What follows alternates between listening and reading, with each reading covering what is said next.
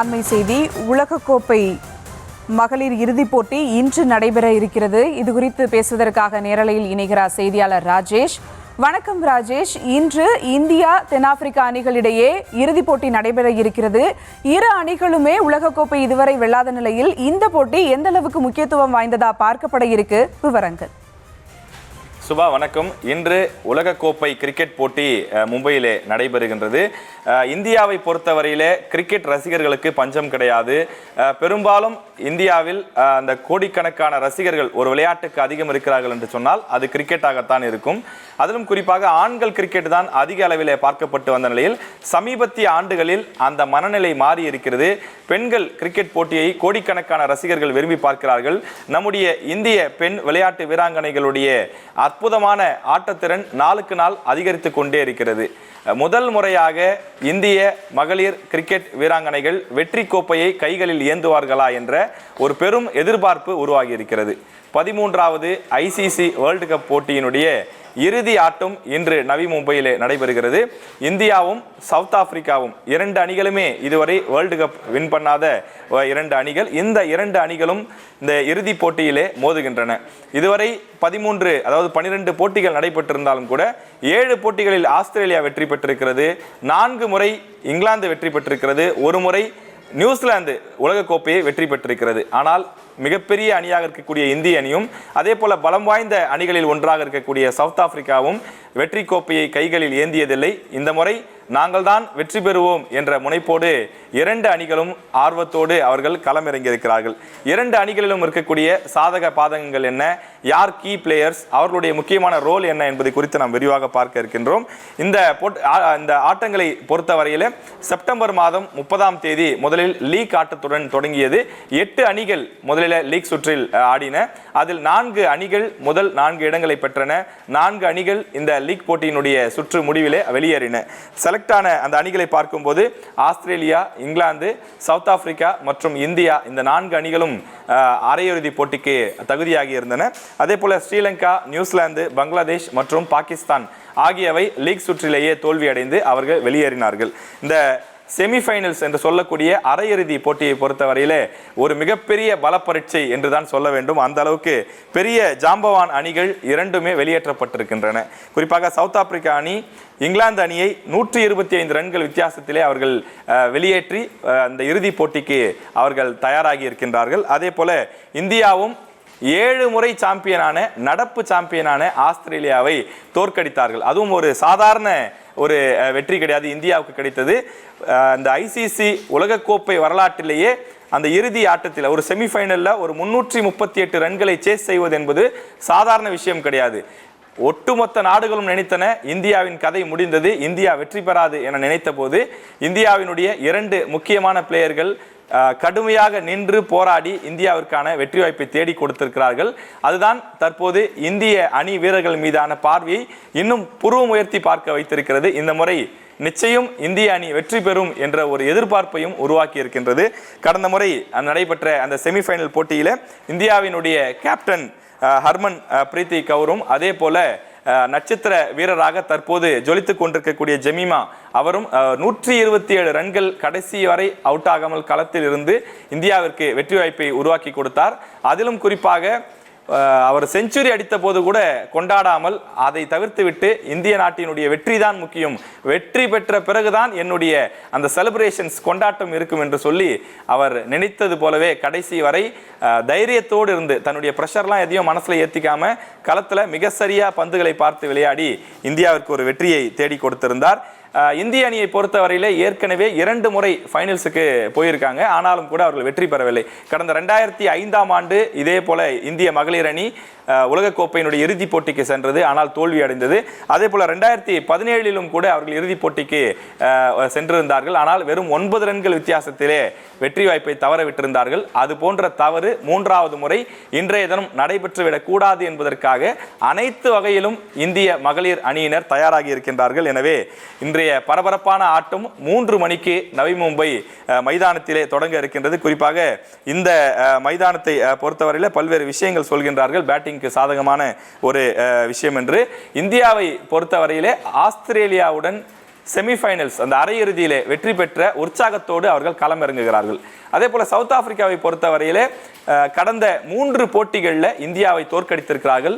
League ஆட்டத்திலும் கூட இந்தியாவை தோல்வியடைய செய்திருக்கிறார்கள். எனவே இந்தியாவில் இருக்கக்கூடிய அத்தனை பிளேயர்களுடைய பிளஸ் பாயிண்ட் மைனஸ் பாயிண்ட், அந்த இந்தியாவினுடைய சுழல் பந்தை எப்படி சமாளிக்க வேண்டும், வேகப்பந்து வீச்சை எவ்வாறு சமாளிக்க வேண்டும், இந்தியாவினுடைய கீ பிளேயர்ஸ் யார், அவர்களை எந்த பால் போட்டால் அவுட் செய்ய முடியும், இது போன்ற பல விஷயங்களை கணித்து ஒர்க் அவுட் செய்து வைத்திருக்கின்றார்கள்.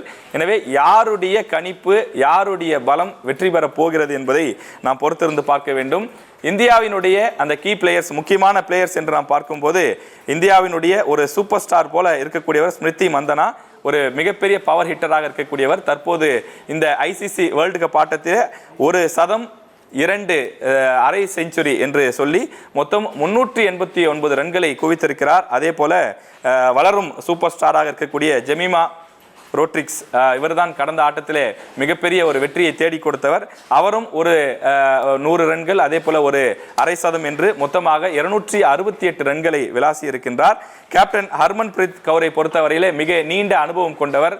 36 வயதாகக்கூடிய நம்முடைய கேப்டன் தன்னுடைய கடைசி உலகக்கோப்பையில் விளையாடுகிறார் என்று சொல்கிறார்கள். எனவே இந்த உலகக்கோப்பையை எப்படியாவது வாங்கி அதற்கு முத்தமிட்டு விட வேண்டும் என்ற ஒரு பெரும் கோபத்தோடும் பெரும் விளையாட்டு ஆர்வத்தோடும் அவர் களத்திலே போராடி கொண்டிருக்கிறார் என்று சொல்கிறார்கள். அதே போல பவர் ஹிட்டராக இருக்கக்கூடிய இந்திய அணியினுடைய விக்கெட் கீப்பர் ரிச்சா கோஷ், அவரும் நல்ல ஃபுல் ஃபார்ம்ல இருக்காங்க.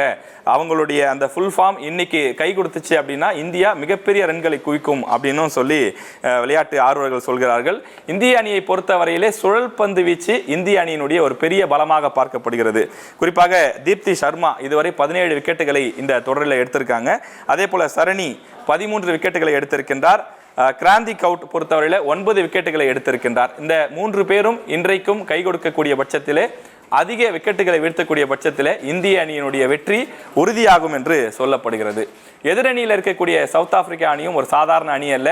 இதுவரை அவர்கள் உலகக்கோப்பைக்கு அந்த இறுதிப் போட்டிக்கு சென்றதில்லை, உலகக்கோப்பையினுடைய அந்த வெற்றியை கைகளில் ஏந்தியதில்லை. இந்த முறை இறுதி போட்டி வரை வந்துவிட்டோம், இந்தியாவினுடைய அனைத்து பிச்சுகளும் மைதானங்களும் எப்படி இருக்கும் என்பது சாதக பதங்களை அறிந்து வைத்திருக்கிறார்கள். எப்படியாவது வெற்றி பெற்று தங்கள் நாட்டுக்கு வெற்றி கோப்பையுடன் தான் செல்ல வேண்டும் என்ற முனைப்பிலே சவுத் ஆப்பிரிக்கா வீரர்கள் ஆர்வத்தோடு அந்த வீராங்கனைகள் களமிறங்கி இருப்பதாக தெரிகின்றது. குறிப்பாக லாரா ஓல்வார்ட் என்று சொல்லக்கூடிய அவருடைய கேப்டன் ஒரு மிக சிறந்த கேப்டனாகவும் ஒரு சிறந்த பேட்டராகவும் இருக்கக்கூடியவர். தற்போது நடப்பு தொடரிலே அதிகமான ரன்களை அடித்த ஒரு நபராக இருக்கிறார். இந்தியாவிற்கு ஒரு பெரிய தலைவலியை கொடுக்கக்கூடிய நபராக சவுத் ஆப்பிரிக்கா அணியினுடைய கேப்டன் லாரா இருப்பார். அவரை எவ்வளவு விரைவாக நாம் விக்கெட் இழக்க செய்கிறோமோ இந்தியாவினுடைய வெற்றி சாதகமாகிவிடும் என்று கிரிக்கெட் விமர்சகர்கள் குறிப்பிடுகிறார்கள். இது தவிர நாம் பார்க்கும்போது மரிசான் காப் 36 வயதானவர். அவர் ஒரு மிக சிறந்த ஆல்ரவுண்டர். பேட்டிங்கில் எப்படி ஜொலிப்பாரோ அதே போல பந்து வீச்சிலும் ஜொலிக்கக்கூடிய ஒரு ஆல்ரவுண்டர், மிக சிறந்த அனுபவம் கொண்டவர். நம்முடைய கேப்டன் ஹர்மன் பிரீத் கவுர் எப்படி ஒரு அனுபவம் கொண்டவரோ அதே போல சவுத் ஆப்பிரிக்கா அணிக்கு ஒரு அனுபவம் கொண்ட வீராங்கனையாக அவர் களமிறக்கப்பட்டிருக்கிறார். இது தவிர பவுலிங்கை பொறுத்தவரையிலும் கூட அயபோங்கா காக்கா, அதே போல நட்டீன் டி கிளார்க் போன்ற மிக சிறந்த வீராங்கனைகள் பவுலிங் வீசுவதற்கு இந்திய அணியினுடைய நட்சத்திர வீரர்களுடைய மைனஸ் பாயிண்ட்டுகள்லாம் என்னென்ன என்பது குறித்து அவர்களும் ஆய்வு செய்து வைத்திருக்கிறார்கள். எனவே இன்றைய கிரிக்கெட் போட்டியை பொறுத்தவரையிலே ஒரு இந்தியா பாகிஸ்தான் போட்டி போல, ஒரு இந்தியா ஆஸ்திரேலியா போட்டி போல மிக கடுமையாக இருக்கும், களத்திலே அனல் பறக்கும் என்று சொல்கிறார்கள். ஆஸ்திரேலியாவினுடைய வியூகம் வெற்றி பெற, அதாவது சவுத் ஆப்பிரிக்காவினுடைய வியூகம் வெற்றி பெறப் போகிறதா, இந்திய வீராங்கனைகளினுடைய அந்த வீரம் வெளிப்பட போகிறதா என்பதை நாம் பொறுத்திருந்து பார்க்க வேண்டும். இதுவரை இந்தியா மற்றும் சவுத் ஆப்பிரிக்கா விளையாடிய அந்த போட்டிகள் ஒட்டுமொத்தமாக நாம் பார்க்கும்போது 34 போட்டிகளிலே நேரடியாக மோதி இருக்கிறார்கள். இதில் இந்தியாவை பொறுத்தவரையிலே 20 போட்டிகளை வெற்றி பெற்றிருக்கிறது. சவுத் ஆப்பிரிக்கா 13 போட்டியில தான் வெற்றி பெற்றிருக்கின்றது. எனவே இந்தியாவினுடைய கைதான் ஓங்கி இருக்கிறது. இன்று நம்முடைய ஊரிலே, குறிப்பாக மும்பையிலே, நவி மும்பையிலே நடைபெறக்கூடிய ஆட்டம் என்பதனாலே அந்த பிட்ச், அந்த மைதானத்தினுடைய நிலவரம் எப்படி இருக்கும், அதில் எப்படி ஆடினால் எளிதாக வெற்றி பெறலாம், முதலில் பேட்டிங் செய்ய வேண்டுமா அல்லது இரண்டாவதாக பேட்டிங் செய்ய வேண்டுமா, கள சூழல் எப்படி இருக்கும் என்பதெல்லாம் உள்ளூரிலே நடைபெறக்கூடிய போட்டி என்பதனாலே இந்தியர்களுக்கு சற்று சாதகமாக இருக்கும் என்று கணிக்கப்பட்டிருக்கிறது. இந்த போட்டியினுடைய பரிசு தொகையை பொறுத்தவரையிலே வெற்றி பெறக்கூடிய அணிக்கு 40 கோடி ரூபாயை ஐசிசி பரிசு தொகையாக வழங்க இருக்கிறது. இரண்டாம் இடம் ரன்னர் அப் வரக்கூடிய அணிக்கு 20 கோடி ரூபாய் பரிசு தொகையாக வழங்கப்பட இருப்பதாக அறிவிப்பு வெளியிடப்பட்டிருக்கின்றது. இதில் இந்தியர்களுக்கு ஒரு மிகப்பெரிய சர்ப்ரைஸ் பிசிசிஐ அறிவித்திருக்கின்றது. எப்படி ஆண்கள் அணிக்கு கடந்த ஆண்டு T20 போட்டியில் வெற்றி பெற்ற போது இந்திய ஆடவர் அணிக்கு கிரிக்கெட் போட்டியில் வென்றவர்களுக்கு 125 கோடி ரூபாய் பரிசு தொகையாக தனியாக பிசிசிஐ கொடுத்தது, ஐசிசி கொடுத்த தொகை போக, அதே போல நீங்கள் இந்த முறை வெற்றி பெற்றால் உங்களுக்கும் 125 கோடி ரூபாய் கொடுக்கப்படும் என்று ஒரு உற்சாக அறிவிப்பை வெளிப்படுத்தியிருக்கிறார்கள். எனவே இந்த உற்சாகம் அவர்களுக்கு கை கொடுக்கும் என்று எதிர்பார்க்கப்படுகிறது. இந்த ஒட்டுமொத்த போட்டியினுடைய கவனம் ஒரு வீரர் மீது குவிந்திருக்கிறது. நான் முன்பே சொன்னது போல ஒரு வளரும் சூப்பர் ஸ்டாராக இருக்கக்கூடிய ஜெமிமா, அவர் ஆஸ்திரேலியாவினுடைய அந்த கடைசி செமிஃபைனல் போட்டியிலே மிக சிறப்பாக விளையாடினார். மிகவும் ஒரு இளமையான வீரர், ஒரு இளம் வீரர். அவர் 25 வயதான பெண்மணி, மும்பையை சேர்ந்தவர். ஆனால் அவர் ஒரு நீண்ட அனுபவம் கொண்ட ஒரு வீரர். எப்படி களத்திலே நின்று நிதானித்து வரக்கூடிய ஒவ்வொரு பந்துகளையும் கணித்து விளையாடுவாரோ, உதாரணத்திற்கு ஆண்கள் கிரிக்கெட்டின் விராட் கோலியை எடுத்துக்கொள்வோம். அவர் எப்படி களத்தில் செயல்படுவாரோ அதை போல அதை விட கூடுதல் சிறப்பாக செயல்பட்டு இந்திய அணிக்கு வெற்றியை பெற்றுக் கொடுத்திருக்கிறார். எனவே ஒட்டுமொத்த இந்தியர்களுடைய கவனம் என்பதை தாண்டி உலக கிரிக்கெட் ஆர்வலர்களுடைய கவனம் ஜெமிமாவினுடைய செயல்பாடு இன்றைக்கு எப்படி இருக்க போகிறது. அந்த போட்டியை போலவே இந்த போட்டியிலும் அவர் சிறப்பாக செயல்பட்டால் இந்திய அணி வெற்றி பெறுவதை எவராலும் தடுக்க முடியாது. எனவே அவருடைய அந்த பிரஷரை எடுத்துக்கொள்ளாமல் விளையாடக்கூடிய அந்த திறனை இன்றைக்கும் வெளிப்படுத்துவாரா என்ற ஒரு பெரிய எதிர்பார்ப்பு எழுந்திருக்கின்றது. நான் முன்பே குறிப்பிட்டது போல இந்த மைதானத்தை பொறுத்தவரையில் பேட்டிங் பிட்ச் என்று குறிப்பிடுகிறார்கள். எனவே இரண்டு அணியிலும் நல்ல சிறந்த உலக அளவில் தலை சிறந்த பேட்டர்கள் இருக்கிறார்கள். எனவே இன்றைய போட்டி என்பது கிரிக்கெட் ரசிகர்கள் விறுவிறுப்புக்கு பஞ்சம் இருக்காது என்று சொல்கிறார்கள். மாலையிலே பனிப்பொழிவும் இருக்கக்கூடிய காரணத்தினாலே இரண்டாவது பேட்டிங் செய்யக்கூடியவர்களுக்கு சற்று அது ஒரு பின்னடைவாக இருப்பதற்கான வாய்ப்பு இருக்கிறது. பந்து வீச்சுக்கும் கூட சற்று அது சவாலாகத்தான் இருக்கும் என்று சொல்கிறார்கள். கிரிக்கெட் ரசிகர்களுக்கு ஒரு மிகப்பெரிய விருந்தாகத்தான் இன்றைய போட்டி இருக்க போகிறது.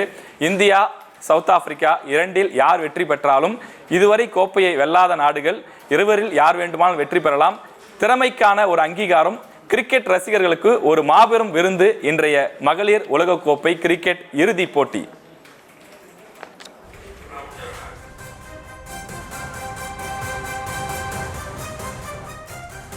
நேரலையில் வந்து விவரங்களை வழங்கியமைக்கு நன்றி ராஜேஷ்.